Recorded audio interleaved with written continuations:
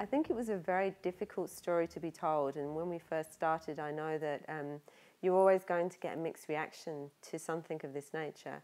However, that said, there was a very strong commitment from everyone to tell the story because we all recognised how important it is to explore these things. I think sometimes in society and we brush under the things that we don't feel comfortable with.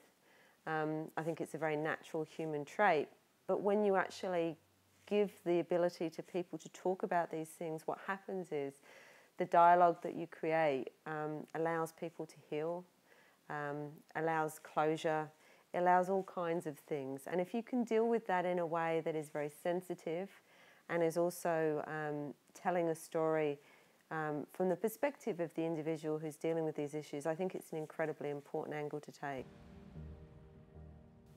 The one thing that's really difficult for people is to perhaps tell their own stories. So to create a story that was telling those stories for them was to me incredibly important. What I particularly liked was the fact that it was trying to show the issues, but it wasn't necessarily dwelling too much on the harsh realities. It was looking into how it made Sarah, or how it makes people who've been subject to this feel, and the desperation and the difficulty they have at speaking about it. I guess my hope in this process is that it allows other people to perhaps have the courage to talk about it openly, or for other people to have the courage to stop and look around them and make sure that they talk to people that they think might be having these issues. Look, I think that's always hard, like when you have that personal relationship with someone. But then at the same time, I always believed in what Rahul was doing. I believed in his vision. I believed in what he'd written. I believed in the idea.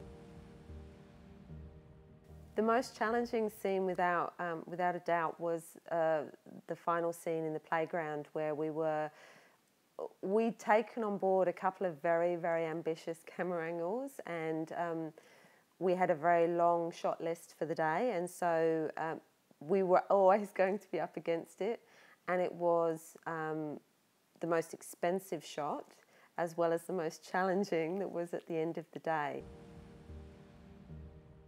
We'd like to get into as many film festivals as possible, which is the key audience for a short film of this kind.